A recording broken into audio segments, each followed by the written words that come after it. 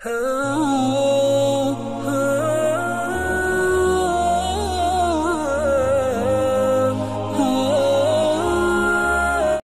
अलैकुम वरहमतुल्लाहि वबरकातुहू। अज़ीज़ान गिरामी, आओ मसाइल सीखे ग्रुप में आप सबका इस्तक़बाल है।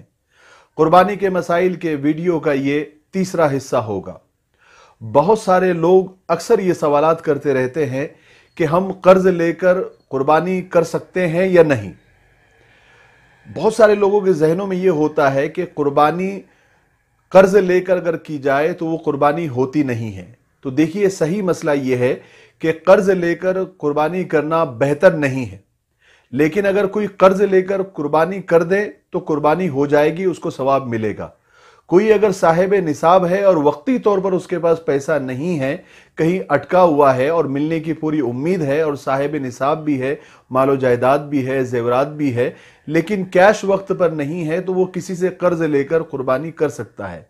लेकिन अगर कोई साहिब निसाब है ही नहीं, उस पर कुर्बानी वाजिब भी नहीं है, तो वो खुद मकरूज हो और फिर वो कर्ज लेकर अगर कुर्बानी कर रहा है तो ये जायज नहीं है। जो मकरूज है उसके लिए जरूरी है कि पहले लोगों से जो पैसा लिया हुआ है, जो कर्ज लिया हुआ है, उन लोगों का पैसा वापस करना, उनका कर्ज वापस करना उसके जिम्मे पहले वाजिब है। दूसरा मसला यह है कि बड़े जानवर में कुर्बानी के साथ अकीका करने वाले हिस्सा ले सकते हैं या नहीं। तो बड़े जानवर में कुर्बानी के साथ साथ अगर कुछ लोग अकीके के भी हो तो वो भी हिस्सा ले सकते हैं। यानी 4 हिस्से कुर्बानी के और 3 हिस्से अकीके के, ये भी जायज है। 2 हिस्से अकीके के, बाकी जितने भी अफराद है वो कुर्बानी के, तो ये शक्ल भी जायज है, इसमें कोई हरज नहीं है। आगे का मसला यह है कि एक बड़े जानवर में 7 लोगों ने हिस्सा लिया, उसमें से अगर किसी का इंतकाल हो गया तो अब इंतकाल हो जाने की वजह से मैयत पर कुर्बानी साकित हो गई, यानी उस पर अब कुर्बानी वाजिब नहीं है। तो अब उस मैयत के वारिसों से इजाजत लेना जरूरी है। अगर आपने बगैर इजाजत कुर्बानी कर दी तो बाकी 6 लोगों की भी कुर्बानी जाया हो जाएगी, खराब हो जाएगी। इसलिए वारिसों की इजाजत लेकर कुर्बानी करनी चाहिए। अगर वारिसों ने इजाजत दे दी तो सबकी कुर्बानी सही हो जाएगी। अगर किसी ने कुर्बानी के लिए बकरा खरीदा था और कुर्बानी से पहले ही उसका इंतकाल हो गया तो अब उस मैयत पर कुर्बानी वाजिब नहीं रही। अब उसके वारिसीन उस जानवर के हकदार हो गए। वो अगर चाहे तो मैयत के ईसाले सवाब के लिए उस जानवर को कुर्बान कर सकते हैं। एक हमारे दोस्त ने सवाल किया है कि एक बड़े जानवर में कोई अपनी वाजिब कुर्बानी का हिस्सा लेता है और कुछ नफिल कुर्बानियों का भी हिस्सा लेता है, तो नफिल और वाजिब एक जगह जमा हो जाने से क्या कुर्बानी सही होगी?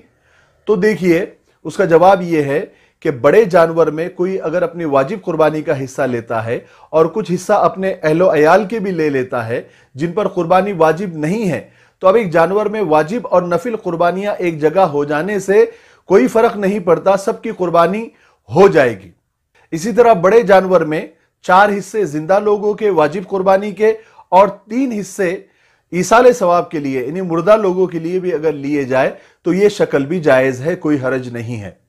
अगला मसला, मालदार साहिब निसाब के लिए कुर्बानी वाजिब है, गरीब पर गैर साहिब निसाब के लिए कुर्बानी वाजिब नहीं है। लेकिन गरीब ने कुर्बानी की नीयत से अगर जानवर खरीद लिया तो अब उस पर उसी जानवर की कुर्बानी वाजिब हो गई, क्योंकि गरीब जब कुर्बानी की नीयत से जानवर खरीद लेता है तो वो नजर के यानी मन्नत के हुक्म में आ जाता है और मन्नत का पूरा करना वाजिब है। अगला मसला, अगर किसी ने कुर्बानी के लिए जानवर खरीदा और खरीदने के बाद वो जानवर चोरी हो गया, गुम हो गया या मर गया, तो जिस आदमी का जानवर चोरी हो गया, मर गया या गुम गया, अगर वो साहिब निसाब है, मालदार है, तो उसके लिए दूसरा जानवर खरीद कर कुर्बानी करना वाजिब है। और कुर्बानी करने के बाद अगर वो खोया हुआ जानवर या चोरी गया हुआ जानवर अगर दोबारा मिल जाए तो मालदार के लिए जरूरी नहीं है, लेकिन अगर वो उस जानवर की भी कुर्बानी कर दे तो ये उसके लिए अफजल है। लेकिन अगर किसी गरीब का जानवर अगर चोरी हो गया, गुम हो गया या मर गया, तो अब उस गरीब के जो कुर्बानी थी वो साकित हो गई। अब उस पर दूसरा जानवर खरीद कर कुर्बानी करना वाजिब नहीं है। लेकिन फिर उस गरीब ने दूसरा जानवर खरीद कर कुर्बानी की और फिर पहला वाला जानवर अगर मिल गया तो अब उस गरीब के ऊपर वो जानवर भी कुर्बानी करना वाजिब है। इसकी वजह क्या है کہ مالدار پر تو دوسرے جانور کی قربانی ضروری نہیں ہے اور غریب پر دوسرے جانور کی قربانی واجب ہے؟ وجہ اس کی یہ ہے کہ مالدار پر تو ضروری تھا ہی کہ اگر جانور ضائع ہو گیا تو اس کو دوسرا جانور لے کر قربانی کرنا ضروری تھا ہی، لیکن غریب کا اگر جانور ضائع ہو گیا تھا تو اس کے ذمے واجب ساقط ہو گیا تھا، اس کو ضروری نہیں تھا، لیکن پھر اس نے جانور خرید کر قربانی کی۔ اور غریب جب قربانی کے لیے جانور خریدتا ہے تو وہ منت کے حکم میں آ جاتا ہے اور منت کا پورا کرنا ضروری ہے۔ تو اب دوسرا جانور جو مل گیا وہ تو منت کے حکم میں تھا ہی، اس لیے اس کو بھی قربان کرنا اس کے لیے واجب ہو جاتا ہے۔ اگلا مسئلہ اور آخری مسئلہ، اگر کسی مالدار صاحب نصاب آدمی نے جانور خریدا اور جانور خریدنے کے بعد اس میں کوئی عیب پیدا ہو گیا اور ایسا عیب پیدا ہو گیا کہ جس کی وجہ سے قربانی جائز نہیں ہے، تو مالدار کے لیے ضروری ہے کہ وہ دوسرا جانور خرید کر قربانی کرے۔ لیکن اگر کسی غریب نے اگر جانور خریدا تھا اور اس میں عیب پیدا ہو گیا تو اس کو دوسرا جانور خرید کر قربان کرنا ضروری نہیں ہے، وہ اسی جانور کو قربان کر سکتا ہے، جائز ہے۔ آج کے لیے اتنا کافی ہے۔ اللہ تبارک و تعالی عمل کرنے کی توفیق نصیب فرمائے۔ السلام علیکم ورحمۃ اللہ وبرکاتہ۔